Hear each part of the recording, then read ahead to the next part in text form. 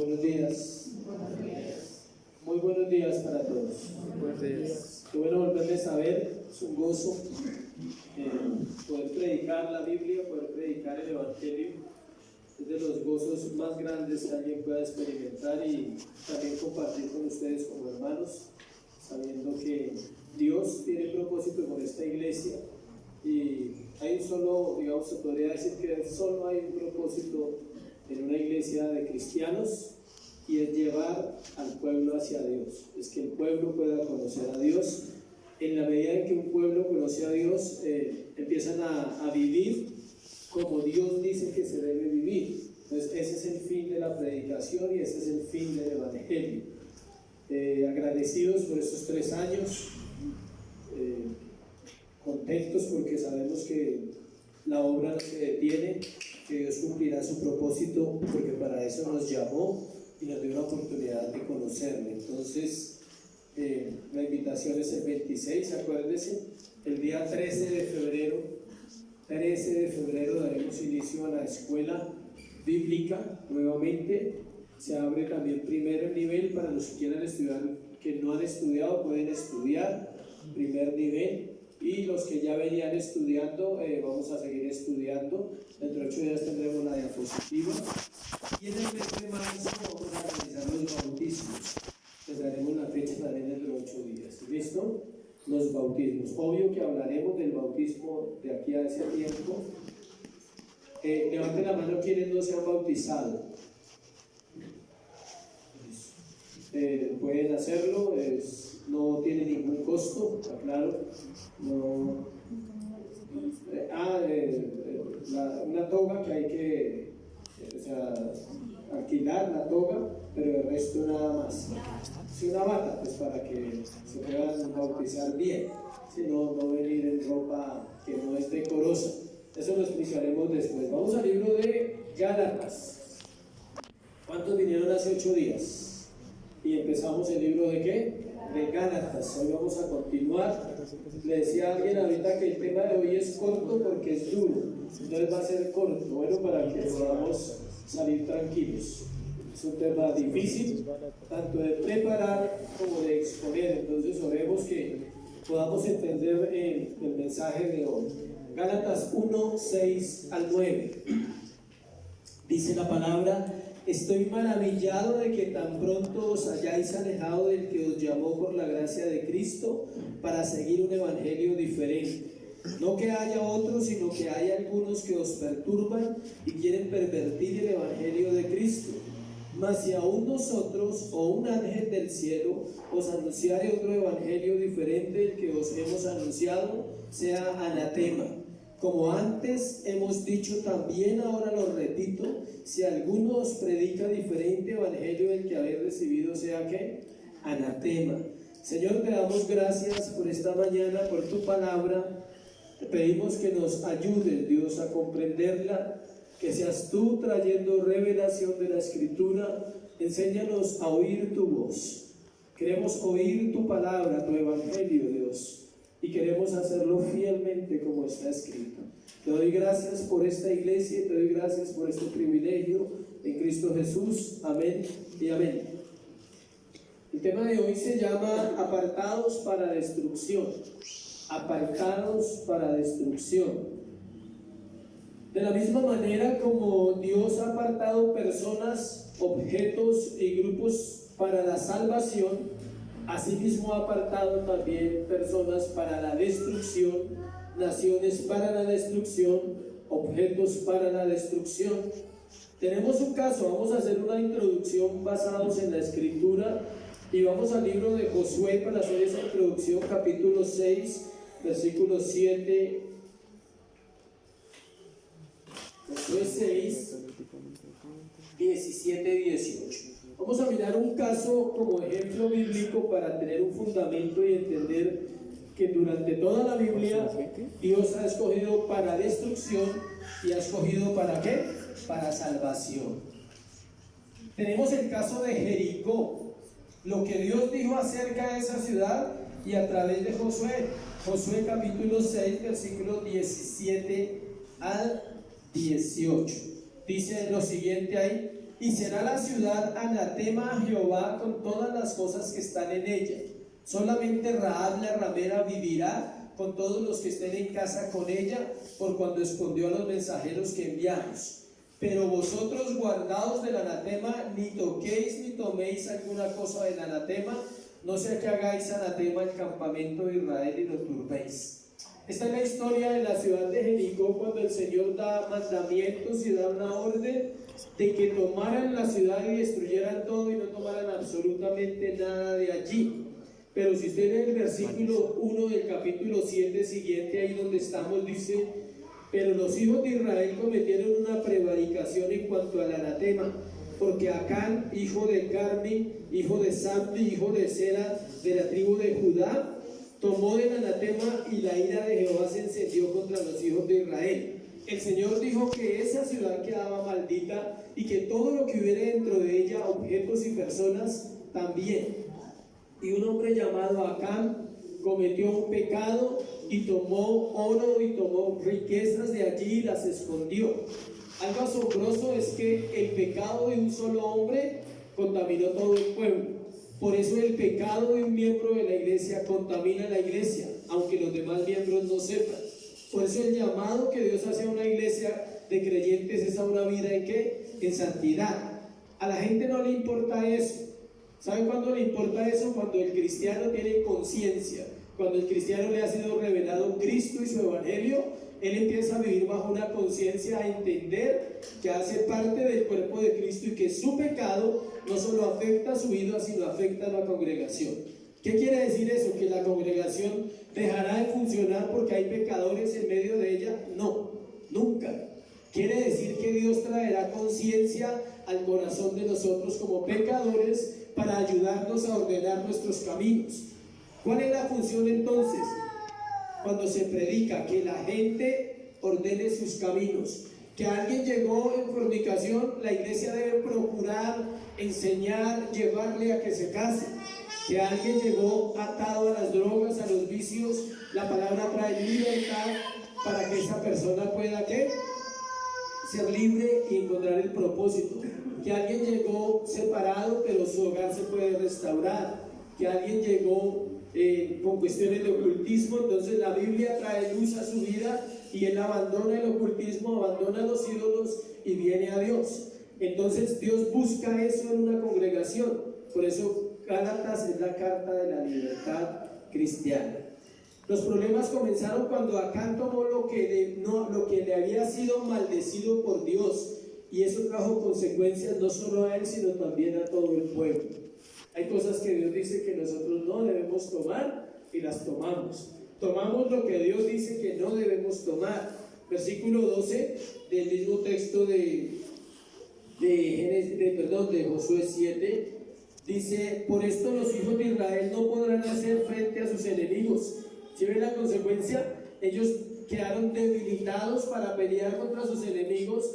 Dice: el Señor se volvió del ardor de su ira después de haber consumido a Acán y a su familia y a sus posesiones. Dice: por eso los hijos de Israel no podrán hacer frente a sus enemigos, sino que delante de sus enemigos volverán la espalda, por cuanto han venido a ser anatema. Ni estaré más con vosotros, si no destruyereis el anatema en medio de vosotros. O sea, el Señor tiene que tratar a Israel y les dice: no pueden vencer, quedan debilitados por haber tomado el anatema.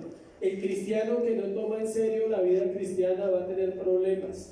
La palabra libera y la palabra también que condena. La palabra salva y la palabra es la misma que va a ser usada en un juicio el día que estemos delante de Dios.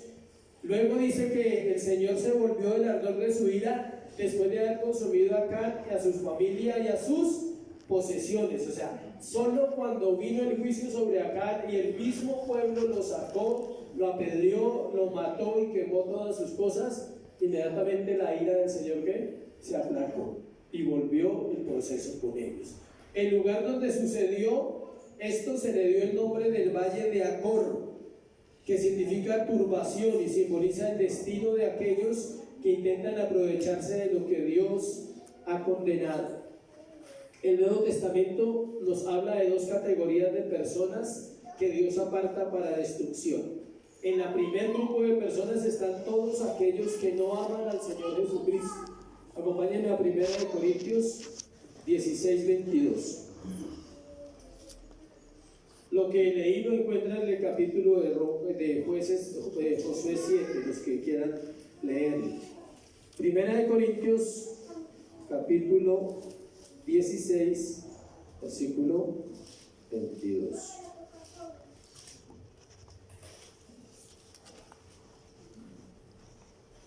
El que no amare al Señor Jesucristo sea que anatema, el Señor bien. No sé si ustedes ya se dieron cuenta, pero hemos nombrado una palabra que muchos se están preguntando, ¿y eso qué es? ¿Sí? ¿Cuál palabra? Anatema. Gálatas 1, 6, 7 y 8 nos habla del anatema. Josué nos habla del anatema. Pablo nos habla del anatema. Ahorita vamos a mirar el significado, no se preocupe.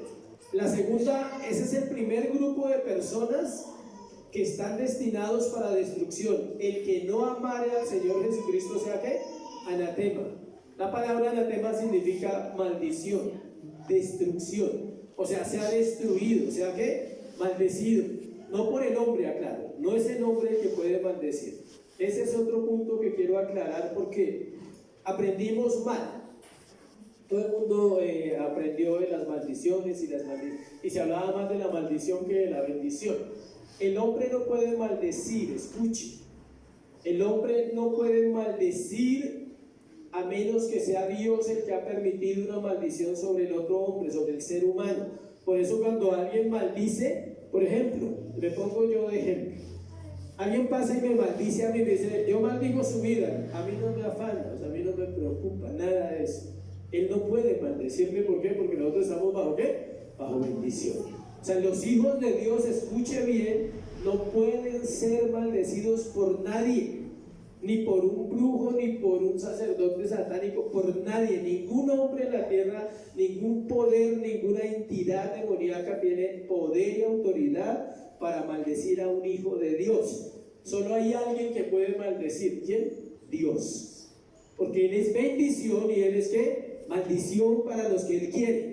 Bendición para sus hijos, pero Él también tiene ese poder para permitir, escuche, es diferente que Dios permita que maldición no alcance a uno. ¿Por qué? Por algo que tenga Dios que ordenar en los caminos del creyente. Es muy diferente. Y no que vaya alguien, yo quiero que me maldiga a esa persona, le van a robar la platica. Sí, porque no hay, dice, no hay agüero contra los hijos de Dios, no hay agüero contra el pueblo de Dios. La segunda clase de personas corresponde a lo que vamos a hablar hoy, a los falsos maestros, a quienes Pablo llama 2 veces anatema en Gálatas, capítulo 1, versículos 8 y 9, 2 veces los llama ¿qué? Anatema. El Señor advirtió que se levantarían falsos cristos y falsos profetas y harían grandes señales y prodigios, de tal manera que engañarían, si fuera posible, aún a los escogidos. Mateo 24, 24. Él advirtió. Ayer vimos un programa en Discovery donde sale el tipo este que hablamos, el nuevo Buda, le llaman el nuevo Buda. Lleva 10 meses sentado en un árbol y no ha comido, 10 meses. Y mostraban todo el estudio científico y dice que una persona máximo puede aguantar 2 meses y medio sin comer y se muere. El cuerpo se deteriora, los órganos, todo se deteriora. El tipo lleva 10 meses y es una estatua allá y eso solo le sale sudor y eso hay una cantidad de cosas alrededor de cámaras. Él dice que va a estar 6 años sin comer para ser Buda. Y entonces toda la India ahora dice que él es ¿qué? Dios. ¿Sí ven? ¿Cuál es el propósito de eso? Engañar. Y hace milagros, ¿no? Aparte de eso, tiene poderes milagrosos. ¿Qué piensan de eso ustedes? ¿Qué se les ocurre que está pasando ahí?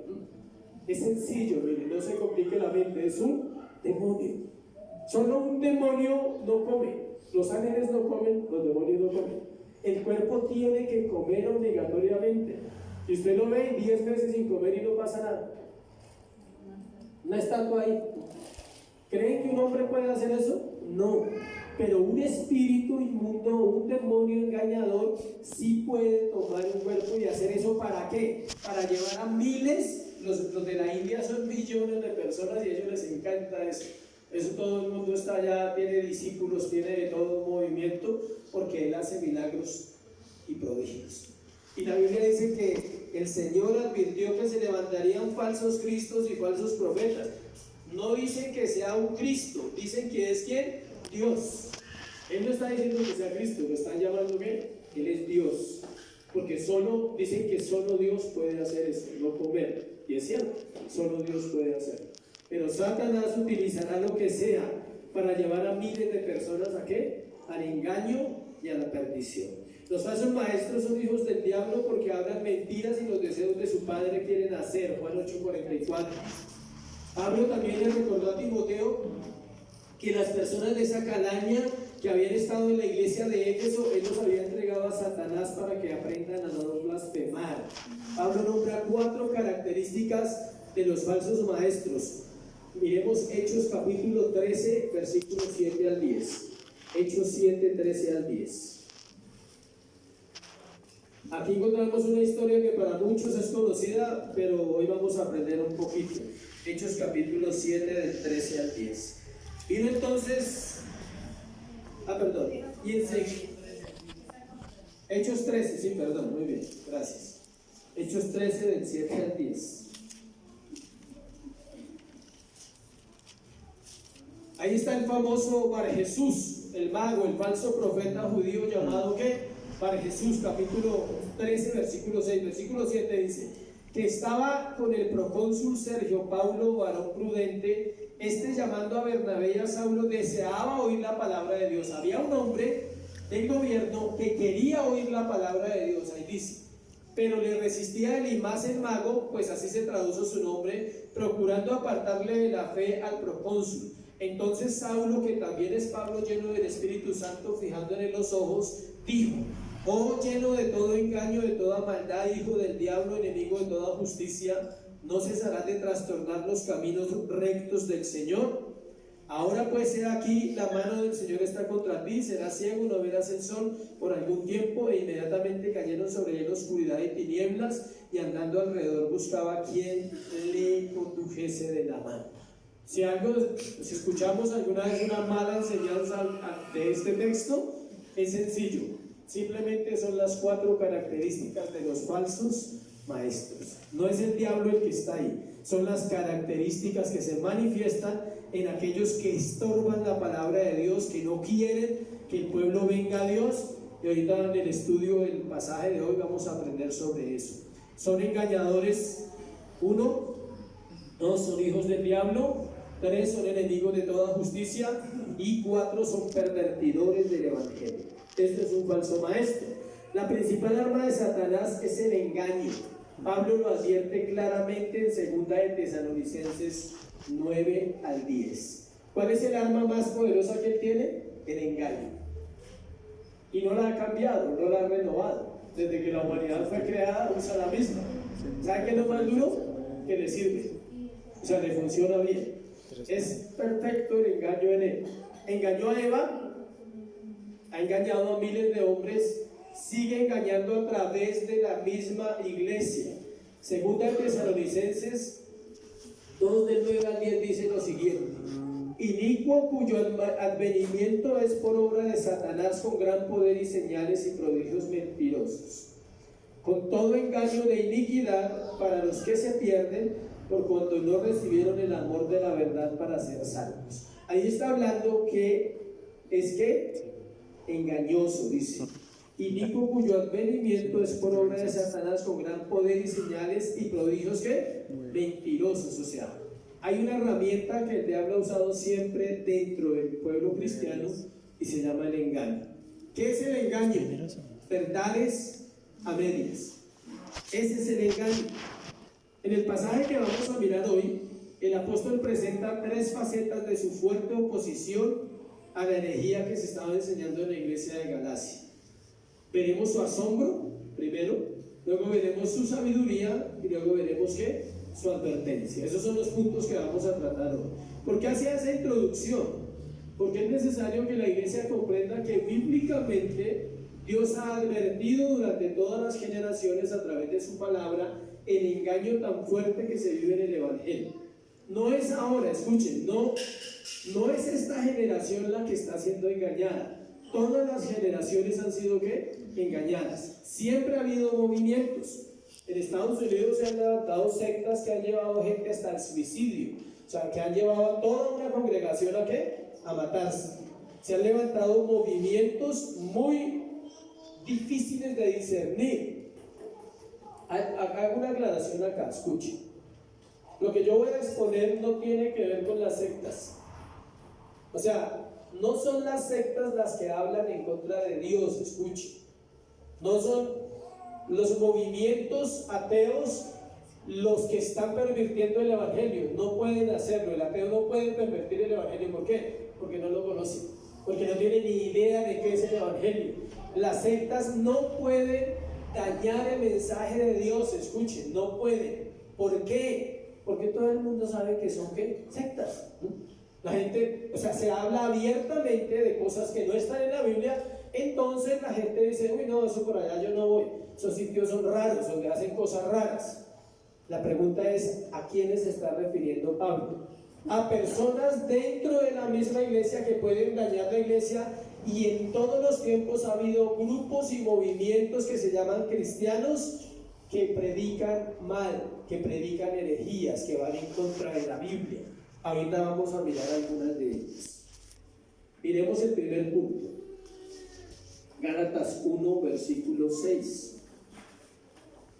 Estoy maravillado de que tan pronto os hayáis alejado del que os llamó por la gracia de Cristo para seguir un evangelio diferente. A Pablo le costó reconocer que los creyentes a los cuales les había enseñado el evangelio que Cristo le había revelado a él, estaban abandonándolo por enseñanzas humanas. Escuchen, él estaba más asombrado de los creyentes que de los falsos maestros. Él decía, pero no puedo creer, o sea, les dije la verdad, les compartí la verdad, les transmití lo que Cristo me ha enseñado todo el tiempo, porque él lo mismo lo dice, y ahora llego y encuentro un poco de gente y yéndose detrás de unos maestros que les ofrecen una cantidad de cosas que la Biblia no ofrece. Pablo está más aterrado de eso que de los creyentes. A veces se piensa que toda la culpa es de los maestros, pero no es así. Dios nos dejó su palabra, su Biblia, como un testimonio y como una herramienta para ir a ella y escudriñar lo que escucha. El mismo Espíritu Santo está con aquellos que le buscan con un corazón dispuesto.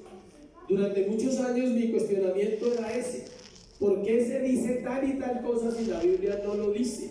Y yo hablaba con las personas que estaban, bajo las cuales yo estaba sujeto, y yo les preguntaba, ¿pero por qué dicen tal cosa si la Biblia no dice eso?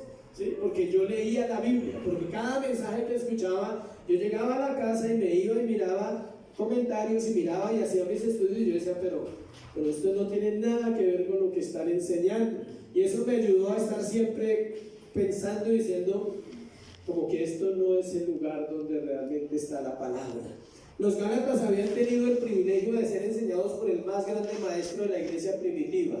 Después de Jesús no hay un hombre con tantas credenciales. Dentro de 8 días vamos a ver las credenciales de Pablo. ¿Quién era Pablo?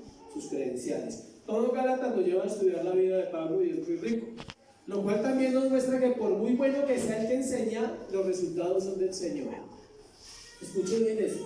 Usted puede estar en un lugar donde se enseña buena palabra, pero eso no garantiza que usted vaya por buen camino.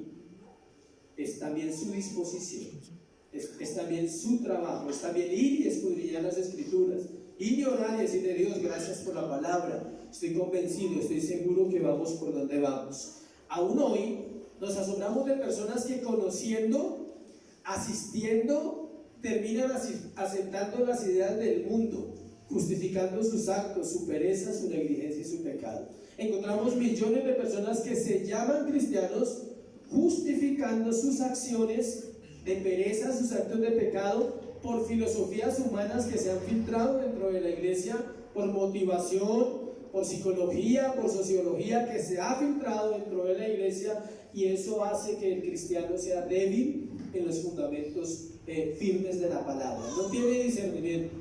John MacArthur dice que el gran problema de la iglesia de hoy es que no tiene discernimiento para escuchar al mensaje más que el mensajero y decir, eso es de Dios o aquello no es de Dios porque no es conforme a qué, a las Escrituras.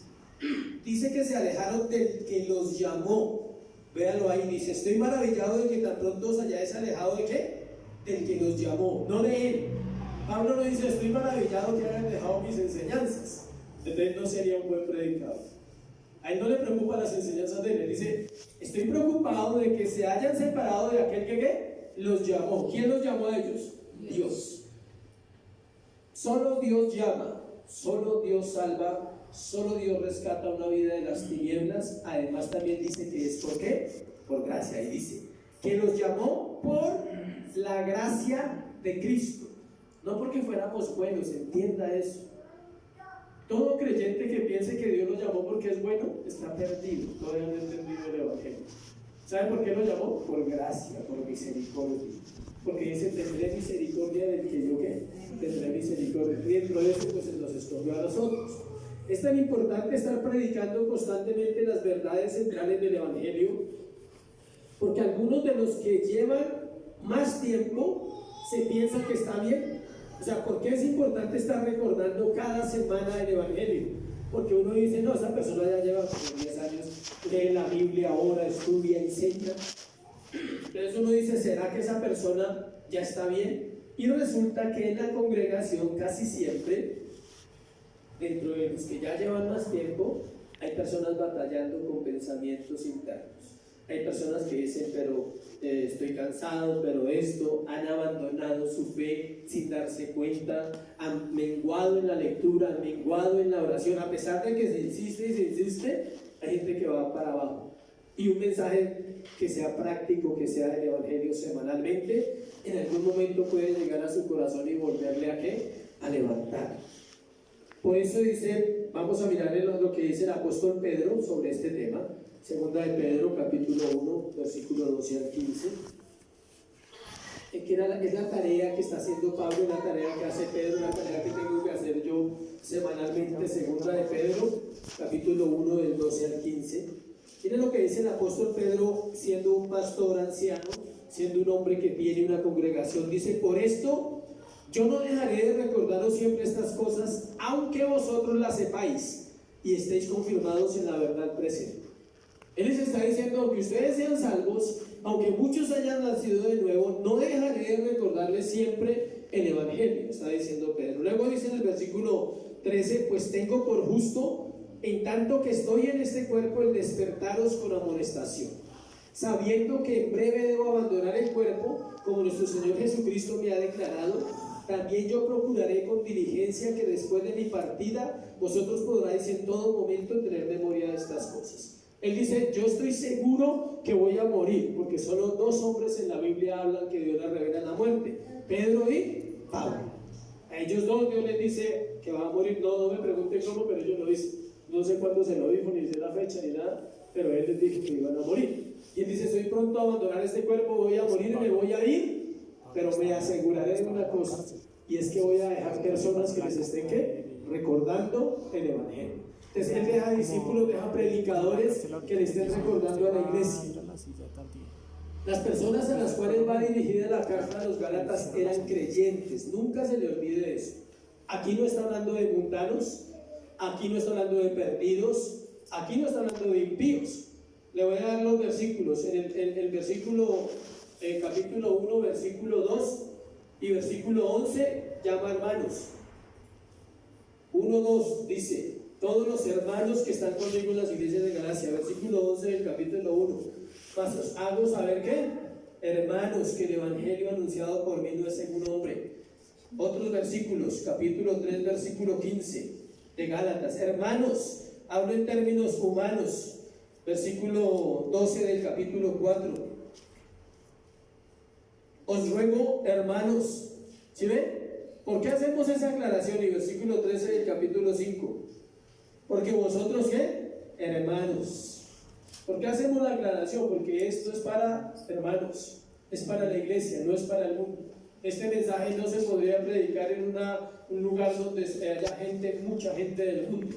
Tiene que ser predicado donde haya gente que se está congregando, que está viniendo a la iglesia, que está aprendiendo doctrina, que está anhelando a Dios, que está orando, que está llevando una vida piadosa o que está comenzando a llevar esa vida para que empiece a entender los caminos de Dios. Por eso es un mensaje ¿para quién? Para la iglesia. Encontramos que no solo se dejaban confundir, sino que también se habían alejado. Ahí dice, estoy maravillado de que tan pronto os hayáis ¿qué? Alejado. El término alejado ahí en griego se usa para hablar de la palabra deserción. Un soldado que desertaba, el cual debía pagar con pena de muerte en tiempo de guerra. O sea, estaban desertando de la iglesia, se estaban yendo, estaban desertando de la fe porque los estaban convenciendo con los mensajes que estaban compartiendo. El único evangelio de Dios es el evangelio de la gracia de Cristo, que es independiente de cualquier obra humana. Efesios 2 del 8 al 10 dice que Dios nos creó para buenas obras, para que anduviésemos ¿en qué? En ellas. Dios no nos creó para condenarnos. El hombre se condena a sí mismo cuando rechaza a Jesucristo y su evangelio. Esta pregunta se la hacen a uno comúnmente. ¿Dios condenó personas al infierno? No. Dios no condenó personas al infierno. Dios salvó personas por elección. Entonces, ¿quién los condena? Ellos. Su propio pecado, su rebelión, su rechazo a la verdad. A mí no me interesa eso, gracias. Yo vivo bien así. ¿Se ha escuchado esa frase? Cuando usted le invita a alguien, no, yo me necesito por allá, ¿qué le pasa? O sea, respéteme.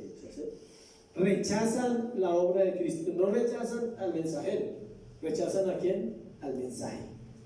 La gente que rechaza el mensaje de Cristo no está rechazando su vida, está rechazando ¿a quién? A Cristo. Y por ese rechazo un día van a ser juzgados.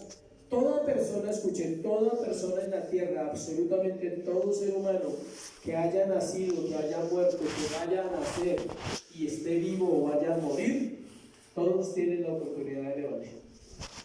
Sería injusto si el Dios justo no diera la oportunidad. ¿Por qué? Porque tiene que haber un argumento de peso para juzgarlo. ¿Sí? La gente se va a justificar, dice, por tus palabras serás justificado, por tus palabras serás ¿qué? Condenado. Pero Señor, yo era bueno, ¿sí? Y la Biblia no dice que usted se salvara por ser bueno, dice que se salvaba por conocerme a mí.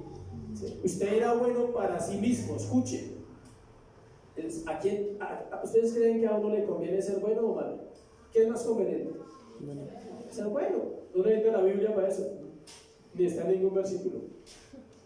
Pregúntenle a cualquier grupo de personas, reúna 1000 personas, díganle, ¿qué es mejor, ser bueno o malo? ¿Qué van a decir? Pues ser bueno. ¿Por qué no? Pues porque a uno le va bien en la vida, ¿sí? ¿Por qué más? No, porque uno obtiene buenos resultados, ¿sí? Todo lo humano, ¿no? ¿Por qué no va bien en la vida? ¿Porque somos buenos? No, porque Dios quiere, es diferente para nosotros, para los creyentes. Para el mundo dice eso. El mundo dice, hacen bien sin mirar a qué. Hay que hacer lo bueno, hay que ser justo, hay que ser correcto. Eso me enseñó mi papá, ¿no? Y son términos, así que ya fuimos a almorzar con Brandon, llegamos allá al almuerzo, estamos trabajando en Ciudad Verde, y había un diálogo ahí de esos diálogos de maestros donde empiezan a hablar de todo lo bueno y todo lo malo. Y entonces dice uno, sí, así como dice la Biblia, ayúdame que yo te ayudaré. ¿Sí? Y yo le dije, ¿dónde dice eso? En la Biblia. Le dije, no, señor. Entonces se quedó como callado, ¿cierto? No dijo nada. Dice, pero en alguna parte, sí, pero en la Biblia no dice eso. No me llamaron, pero yo tenía que decirle, ¿sí? No siguió el tema, si no le hubiera dicho que yo la había leído y que ahí no estaba. Pero ya cambió el tema, se fue por otro lado. Pero así con esa seguridad dice, no, la misma Biblia dice, ayúdate que yo te ayudaré, eso hay que trabajar, hay que hacer. Pero eso ¿dónde está en la Biblia? Yo, pues en la Biblia, en alguna parte. No, señor, no está ahí, ¿sí? ¿Sí es tan fácil pensar que tenemos conceptos correctos cuando no tenemos conceptos correctos? Pensar que sabemos mucho de la vida, mucho del amor, mucho del matrimonio, mucho de esto, mucho de aquello, no sabemos nada. El apóstol Pablo lo dice en Corintios, el que se cree que sabe algo no sabe nada como debe saberlo. sabe como él cree que sabe, pero no sabe como debe saberlo.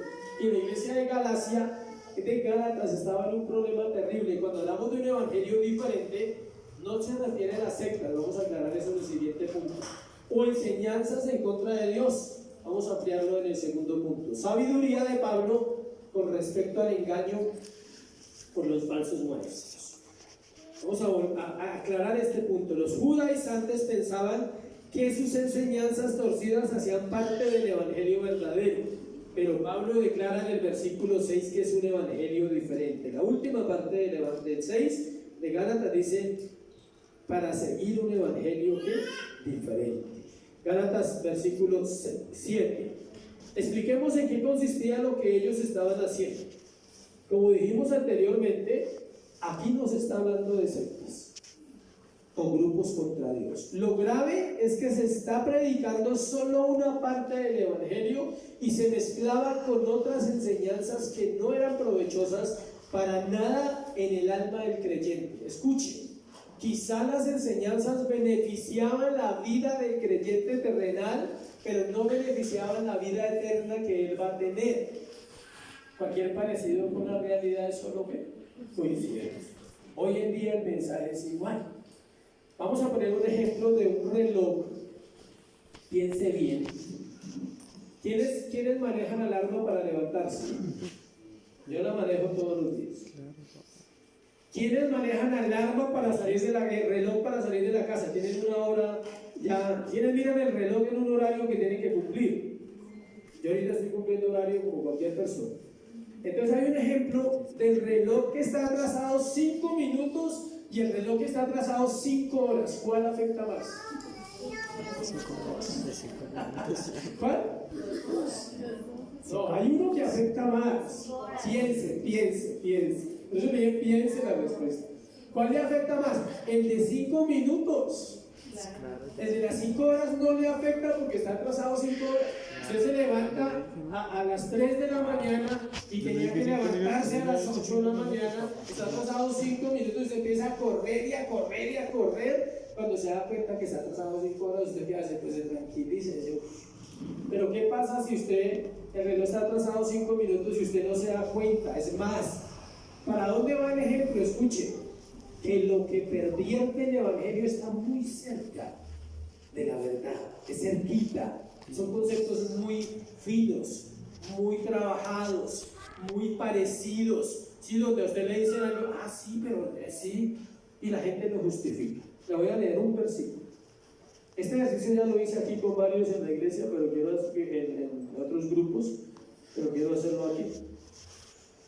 De una enseñanza torcida, que es muy común. Esto es del pan diario del evangelio nuevo que existe hoy. Proverbios 6:2. Te has enlazado con las palabras de tu boca y has quedado preso en los dichos de tus labios. No me ate. Empieza la gente, ¿sí? Anulo. ¿Qué va a anular? El poder de las palabras, tenga cuidado con lo que usted dice, el poder de las palabras, usted se ata, usted empieza por eso. Lea el versículo 1 y encuentra la respuesta. Hijo mío, si salieres porfiador por tu amigo, si has empeñado tu palabra a un extraño, ahí viene la respuesta. Te has enlazado con las palabras de tu boca. ¿Sí ven? Solo tiene una aplicación ese versículo. No salga de fiador por nadie porque le toca pagar. Porque usted dijo ¿qué? Nada. Usted se comprometió. Yo respondo por él. ¿Cuántos son? Ahí pagaré de 10 millones, fírmelo, yo respondo por él. Luego el hombre no paga, todo eso usted le toca pagar. Pero en ningún momento está hablando de atar al otro con las palabras, del poder de las palabras, de todo eso. Ese es el evangelio peligroso. Y entonces la gente va y le dice, usted tiene que aprender a hablar. Si usted habla mal, queda atado. Mire lo que dice Proverbios 6:2. Y el otro va y mira Proverbios 6:2 y dice, uy, sí, hay que tener cuidado. Él no miró el contexto, nunca lo llevó al contexto. Así se predica que mal. Eso era lo que estaban haciendo ellos allá. Ellos metían el cumplimiento de la ley en el evangelio, escuchen. Entonces ya no son buenas nuevas, sino son malas nuevas. ¿Sí? Ya no son buenas nuevas. Cuando el evangelio no se puede vivir, ya no son buenas nuevas. Ahora se vuelve ¿qué? Malas nuevas. ¿Por qué? Porque ningún hombre puede guardar la ley. Y la palabra misma lo dice en Santiago.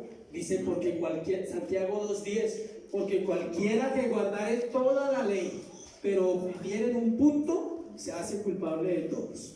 ¿Sí me explico? O sea, solo por un punto que usted rompa, ya no la puede vivir. Es de estar alerta a lo que vemos hoy, como miles de personas son llevadas por un evangelio que parece ser bueno, pero que no hay seguridad que conduzca a la eternidad con Cristo. Todos aquellos que niegan la escritura abiertamente son vistos desde el principio como son, o sea, las sectas. Pero el peligro es de los que aparecen que predican la verdad, pero la están rebajando, le están echando cositas y que no es la misma verdad. Lo triste es que hay personas que les gusta ese tipo de mensaje, eso es lo más triste. El problema no son los falsos maestros, el problema son los que los escuchan, porque hay gente que los defiende y los escucha. Les gusta el tipo de mensaje, ¿por qué? Porque les dicen lo que quieren oír. Siempre les dicen lo que quieren oír. Y cuando se les dice la verdad, la rechazan. ¿Por qué? Porque es muy dura. No, eso es muy fuerte. Ese Dios no puede ser el Dios de la Biblia. Ejemplos. Hablar en todos los sermones solo del amor y nunca hablar de la ira de Dios. La ira de Dios es un atributo, hay que hablar de él. Otro ejemplo. Hablar solo de la recompensa y la prosperidad que Dios tiene para tu vida y nunca hablar del juicio que Dios tiene para tu vida. Porque hay un juicio, si se bien. Ninguno se va a salvar del juicio. La diferencia es la actitud del juez. ¿Sí? Esa es la diferencia. Pero todos vamos a ser juzgados. ¿Qué cambia? La actitud del juez con el condenado. Nosotros éramos condenados, entonces va a haber un argumento a favor que dice: ellos eran condenados, pero pasaron a ser hijos el día que creyeron en Jesucristo. Y nosotros eran condenados y seguirán ¿qué? Condenados. Otro, hablar de la eternidad en el cielo y no hablar de la eternidad en el infierno. ¿A quién no le gusta que le digan que va a ir al cielo? Diga, me encanta. Descansó en la paz del Señor. ¿Se viste general? Eso es popular. Pero ¿a quién no le encanta que le digan que a usted le va a ir bien en la vida? Me encanta ese mensaje. Que a usted le digan que usted va a prosperar, que usted va a tener salud, vida y prosperidad. Eso le encanta a uno. Pero qué difícil cuando le dicen a la gente: arrepiéntase de su pecado, porque si usted continúa así va a tener problemas con Dios. Si usted vive una vida en desorden, nunca espere que Dios lo bendiga. No espere a un Dios santo que bendiga a un pecador permisivo, a un pecador terco, a un pecador que escucha la palabra y no cambia. Es diferente. Hacer pensar a la gente que se puede comprar el favor de Dios, bien sea con dinero o con buenas obras. Estoy estudiando la materia de la historia de la iglesia y es aburridor, le cuento ahí entre nos, leer unos libros que uno dice: uy, pero eso no dice nada de la Biblia. No dice nada de la Biblia, pero nos cuenta dónde nacieron las falsas doctrinas, como la parte de pedir dinero en las iglesias, lo que hoy en día se llaman pactos y lo que en la iglesia católica se llaman indulgencias. ¿Sí? Entonces, ¿qué hacían? Ellos, eso nació hace muchos siglos, 8 o 10 siglos, cuando realmente empezaron a practicar algo que se llamaba la simonía. La simonía es una doctrina que nació de Simón el mago, que quería comprar el favor del Espíritu Santo con dinero. Entonces los clérigos, los papas y los curas y los cardenales y los obispos manejaban esa doctrina, y era que daban puestos por dinero. Igual que la política hoy en día, es igualito. Uno dice: pero eso se aprendió hoy. No, eso ya viene con el ser humano de años. Entonces, si alguien quería ser cardenal, tenía que tener ¿qué? Plata, y pagar el favor para que le dieran el título. Ser pariente o familiar del cardenal fulano, ser italiano o francés en una época, no se podía de otra nación. O sea, tenía que ser gente especial, imagínense. Y ahí nacieron todas esas contrataciones. Y eso se ha pasado a la iglesia cristiana. La iglesia cristiana cae en esas situaciones. La palabra que sigue ahí, en el versículo 7, dice: no que haya otros, sino que hay algunos que os perturban. La palabra perturban significa batir o llevar de un lado para otro. O sea, eso es lo que hace una falsa enseñanza. ¿Te lleva de dónde? De un lado para otro. Dice, eso era lo que estaba pasando en las iglesias de Galacia, porque se hablaba un poco de la verdad y un poco del error. Por eso es más fácil que un mundano venga a la salvación a que alguien que ha sido contaminado con la religión y el evangelio falso acepte la verdad. ¿Por qué le ha costado a la iglesia ser renovada aquí? Por eso. Porque el daño que se hace con un evangelio incorrecto, para algunos es irremediable. Para algunos les va a costar mucho decir no, creer en la elección. Le voy a contar algo muy difícil, pero muy cierto. Hay un predicador que se llama Paul Washer. ¿Sí lo han escuchado? Él tiene un sermón donde él habla de la gloria de Dios. Y él dice lo siguiente, escuche. Y él siempre se pone de ejemplo a él mismo, que es lo mejor que puede hacer un predicador. Dice que cuando él entendió eso fue difícil. Dice, mis hijos, dice que los cristianos se jactan la boca diciendo, mis hijos glorificarán a Dios. Y él dice, yo luchaba con esa frase mucho, pero un día entendí que era muy cierta. Dice, mis hijos glorificarán a Dios. Y dijo, ¿por qué? Digo, porque si ellos se salvan, glorificarán a Dios en la eternidad. Dijo, y si no se salvan, glorificarán a Dios también, porque serán parte del juicio correcto de Dios, de la justicia de Dios, porque Él es ¿qué? Justo. Entonces mis hijos glorificarán a Dios en cualquier lugar, lo tendrán que glorificar. Y eso le quita a uno, pues le duele a cualquier creyente diga, pero es que está hablando de mis hijos, también estoy hablando de los míos. ¿Sí? Es así. Entonces, ese es el evangelio, eso es evangelio puro. No es avisarle a la gente las cosas.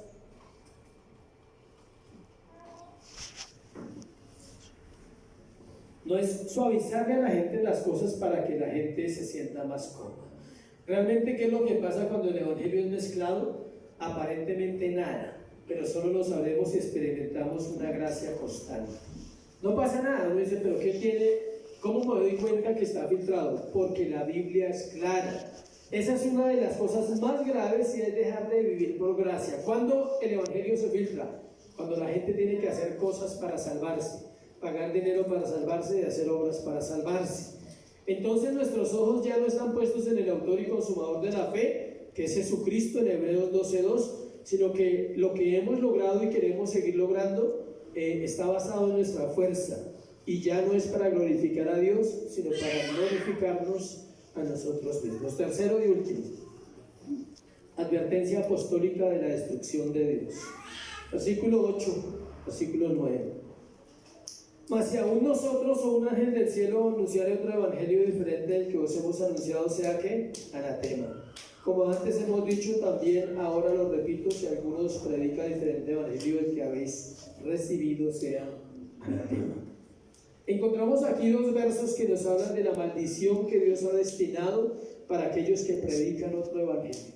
Note que ahí no está hablando que para las personas, los adúlteros, los borrachos, los ladrones, nada. Es más serio de lo que parece. Alguien decía, ¿por qué pecado te van a condenar en el infierno? ¿Por adulterar? ¿Por robar? ¿Por matar? No, por ninguno de esos. De hecho, eso ni se va a nombrar, yo creo. Solo hay una cosa que se va a hacer fuerza y va a hacer hincapié, es decir, tú nunca quisiste que yo gobernara tu vida. Tú gobernaste tu vida. ¿Para qué decirle tanto si con eso basta? Le hace Romanos 1 cuando dice, por cuando no glorificaron a Dios, dice, y habiendo conocido, no le glorificaron. Y no necesita ir a una iglesia, ¿sí sabían? Solo se levanta, ve el cielo, dice la Biblia que el cielo cuenta la gloria de Dios. Y la persona le va a decir a Jesús, pero yo nunca fui a una iglesia, yo nunca escuché un mensaje, no es justo. Le va a decir así. Y el Señor dice, todos los días te levantabas y veías el cielo, ¿cierto? De noche veías las estrellas y la luna. Y le va a citar un salmo, porque solo le va a citar, él no le va a dar explicaciones a nadie. Dice, escrito está, los cielos cuentan mi gloria, punto. Ya. Romanos 1 dice, la creación muestra la gloria de Dios. O sea que no, el hombre no va a ser juzgado por sus obras de pecado, sino por rechazar a Cristo. ¿Por qué? Porque la solución para el pecado es Cristo, ya. Usted puede ser muy malo, viene a Cristo, todos sus pecados son perdonados. Puede ser muy bueno, muere sin Cristo, ninguno de sus pecados son perdonados. ¿Sí ve la diferencia? O sea, puede ser muy malo y viene a Cristo y todo es perdonado. Y puede ser muy bueno, pero la bondad no alcanza para entrar al cielo. Aparte de las malas enseñanzas, también estaban en contra de Pablo y su enseñanza sana. La principal herejía que ellos predicaban era el legalismo, y en eso la iglesia ha fallado durante siglos. Aunque la advertencia de Pablo aquí es acerca de ese tema, también es aplicable a otros temas. No solo se habían vuelto legalistas. ¿Qué era legalismo? Tenían que circuncidarse, tenían que cumplir la ley, y si no lo hacían, no podían entrar a la eternidad. Miren lo que dice Judas versículo 4, porque no tiene capítulos. Porque algunos hombres, Judas 4:5, porque algunos hombres han entrado encubiertamente, los que desde antes habían sido destinados para esta condenación, hombres impíos que convierten en libertinaje la gracia de nuestro Dios y niegan al Dios, al único soberano, y a nuestro Señor Jesucristo. Mas quiero recordaros, ya que una vez lo habéis sabido, que el Señor, habiendo salvado al pueblo, sacándolo de Egipto, después destruyó a los que no creyeron. Noten lo que dice ahí: salvó a todos los israelitas de Egipto, pero luego destruyó a los que no creyeron. O sea, no es que ya te sacó del mundo y ya te salvó, te puede destruir si no crees. Y luego dice, cuando dice este hombre Judas, dice que convierte en el libertinaje la gracia de nuestro Dios. Este es otro tipo de evangelio, hay dos extremos: uno, el legalismo, y otro, la gracia barata, o sea, la gracia libertina. Puedes seguir pecando, Dios ya te salvó. Ese se llama un movimiento que es creciendo en gracia, creciendo en gracia. O sea, son aquellos creyentes que están confiados y dicen: no, Dios ya me salvó, yo puedo pecar otro poquito. Pecaremos para que la gracia abunde, dijo Pablo. En ninguna manera, dice, no se puede. Porque la gracia lo que hace no es llevarte al pecado, sino la gracia lo que hace es darte la habilidad, la sabiduría de Dios, el amor de Dios, la compasión de Dios para vencer el pecado. Yo anhelo que al terminar Gálatas mi vida haya sido transformada. Ese es uno de los anhelos de mi corazón. De hecho, este libro lo puso Dios en mi corazón primero para mi vida, antes que para la iglesia, porque aún necesito ser libre y aún necesito aprender muchas cosas de Dios. Hebreos 2:2 dice: los judíos, miren lo que dice Hebreos 2:2. Vamos a cerrar.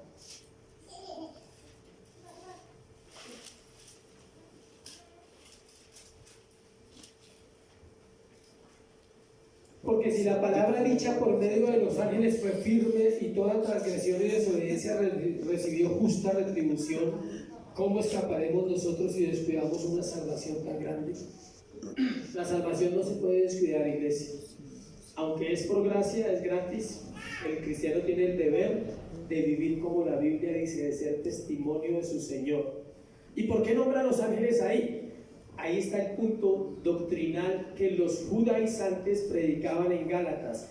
Ahí dice, ellos pensaban, basados en Hebreos 2:2, que la palabra, los judíos creían que la ley divina había venido por medio de ángeles. Pablo sabía que un ángel del cielo jamás cambiaría el mensaje, pero también sabía que los demonios se disfrazan de ángeles de luz para engañar. Por eso él nombra a los ángeles ahí. Él dice, si nosotros o alguien o un ángel predica un evangelio diferente, ¿sea qué? Anatema. Él por eso pone los ángeles ahí, porque él sabía, por el conocimiento bíblico, él sabía que un ángel de Dios jamás se atrevería a decir una palabra que no sea de Dios. Cuando vinieron a José, cuando vinieron a Daniel, cuando vinieron a los hombres de Dios, los ángeles dijeron que lo que Dios les había hecho. Ninguno torció. Ninguno dijo, no, yo voy a añadir este poquito porque yo estoy grande. Sí, yo quiero hacerlo. No, ellos decían el mensaje exacto como Dios se lo dio para Daniel, para José, el papá, el padrastro de Jesús, para todos los hombres que fueron visitados por ángeles. Entonces Pablo sabía absolutamente que un ángel de Dios nunca mentiría. Y él sabía también que un demonio podría traer un mensaje que errado. Todas las sectas nacieron del cristianismo, iglesia, para que sepa. Ninguna ha nacido de otra fuente. Triste, ¿no? Pero es así. Los testigos de Jehová, los mormones, la oración fuerte del Espíritu Santo, los Jesús solos, los rosacrucistas, la ciencia cristiana, todos ellos nacieron ¿de dónde? Del cristianismo. De hombres o mujeres, me faltó una, la ministerial de Jesucristo. ¿De dónde nacieron? De hombres o mujeres que terminaron diciéndole esto, y usted lo puede investigar si quiere, si lo duda. Que alguien le habló, que un ángel vino y le dio un mensaje. Y que ellos fundaron la iglesia basado en la palabra que un ángel les dijo. John Smith y Carlos Russell son los fundadores de los testigos y de los mormones. Y a ambos se les apareció un ángel en una montaña y le dijo que hiciera esto, hiciera esto, hiciera esto, y ahí nacieron las sectas más fuertes que ha habido en día. Al uno le dijeron que el café era malo y por eso los mormones no toman café, qué pesado. Al otro le dijeron que era Jehová, no más. Imagínense que un ángel le diga a usted, vengo de parte de Dios a decirle que solo Jehová es Dios. Y la Biblia lo dice, solo Jehová es Dios. Y le dio un mensaje falso y los torció, que hoy en día son enseñanzas mundiales. Sus templos son gigantes, son muy adinerados también, los mormones y los testigos. Entonces, eso es lo que hay que orar y hay que seguir pidiéndole a Dios. El verdadero creyente debe apartarse de los falsos maestros, porque no es aceptable, escuche, que se diga que Dios lo puso allá o allí para ganar almas. O sea, si usted conoce la verdad, ya no puede volver a una iglesia donde usted sabe que no se predica. Si no la conoce, Dios sacará a la gente de esos lugares como lo ha hecho con nosotros. Continuar en un lugar donde no se predica el evangelio completo, ya sabiendo, es ser necio y rebelde y estar preparándose para la destrucción. A todos los que estén dispuestos a creer, termino con esta reflexión, escuche. Esto es un resumen, esta lectura que voy a hacer y oramos, participamos de la cena y oramos. Es el resumen de Gálatas que encontré muy bonito, me gustó mucho, por eso se lo quiero compartir. Miren lo que dice. Lo voy a leer de corrido y voy a ir dando los citas. No se preocupe por anotarlo, si quieren se lo mando a los que no quieran.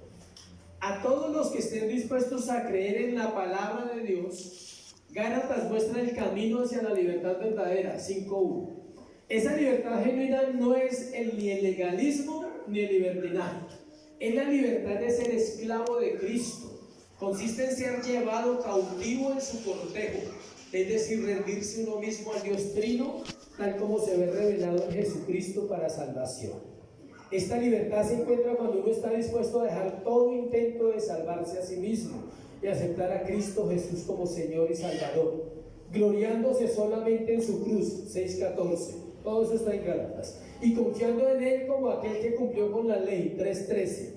Para todos aquellos que por la gracia soberana de Dios han sido llevados a hacer esto, la ley deja de ser para siempre el medio de lograr la felicidad o el boleto al cielo cuando llega la muerte, 2.16. Guiados por el Espíritu de Cristo, los redimidos en agradecimiento por la salvación que recibieron como una dádiva, comienzan a adornar sus vidas con el fruto del Espíritu: amor, gozo, paz, longanimidad, bondad, benignidad, fidelidad, humildad y dominio propio. Gálatas 5:22-23. Ahora sí que el miedo ha huido, la concupiscencia ha dejado de ser el principio gobernante, 5:24. Se abrieron las puertas de la prisión, el aire es estimulante, vigorizante, por fin se ha hallado la verdadera libertad. El pecador ha sido reconciliado con su Dios y anda en el Espíritu. Eso es Gálatas resumido en una lectura. Ese me encanta porque quiero llegar ahí a la última parte. El pecador ha sido reconciliado con su Dios y anda por el Espíritu. Amén. Ponte sobre tus pies y vamos a participar de la cena y vamos a orar y darle gracias a Dios por su preciosa palabra. ¿Cuántos aprendieron hoy? Denle gracias a Dios por eso.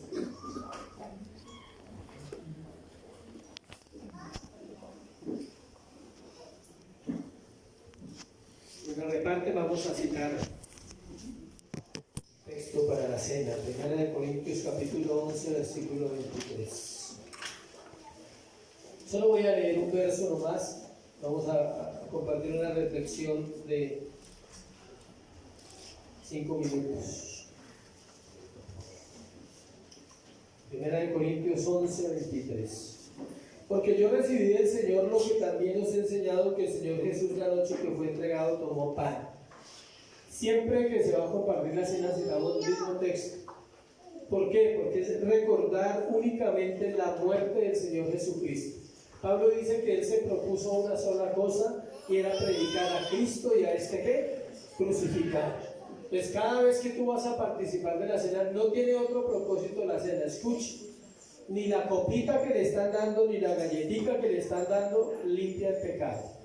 Se lo aclaro porque hay gente que viene de la tradición, viene del abuelo, viene del ocultismo, algunos hasta llevan la copa, ¿sí? Entonces, vienen de esas tradiciones, de esas cosas que la gente hace. No es la copa, no es el líquido que está ahí, no es la galletita que está ahí, es Cristo. Cristo, escuchen, los domingos, dice Apocalipsis, Cristo se pasea en medio de su pueblo. Y Jesús está aquí.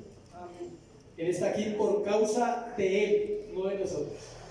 Él está aquí por causa de su sacrificio, porque Él dijo que su sacrificio sería válido cada vez que un pueblo se reuniera e invocara su nombre, habría salvación. Y Él está aquí por causa de Él mismo, por amor de su nombre, dice. Él no está aquí porque tú oraste esta mañana o yo oré, ni está aquí porque se llame congregación a iglesia, no.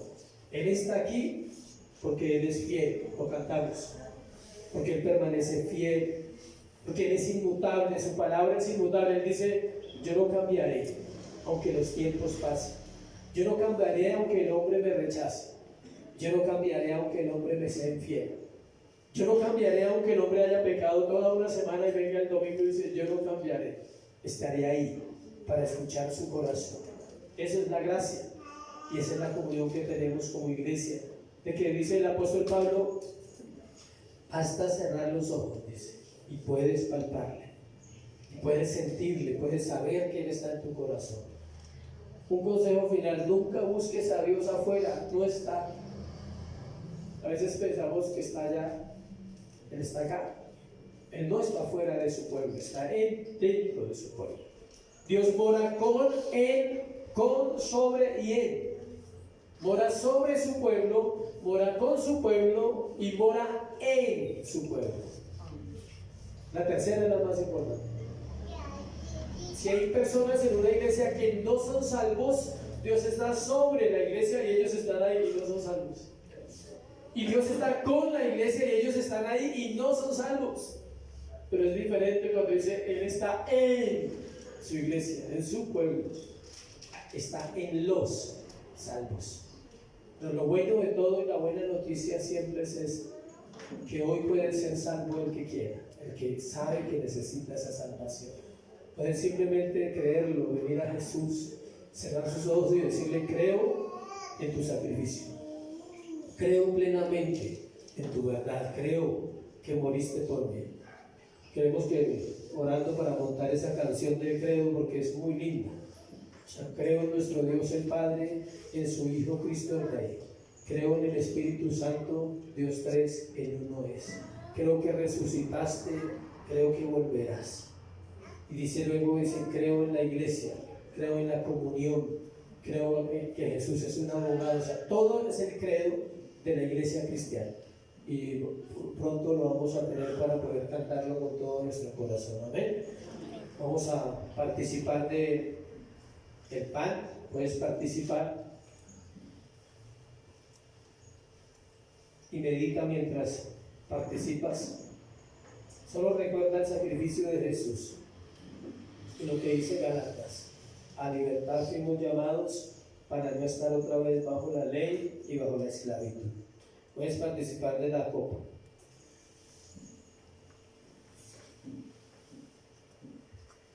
Ten tus ojos cerrados. Señor, te damos gracias por esta mañana.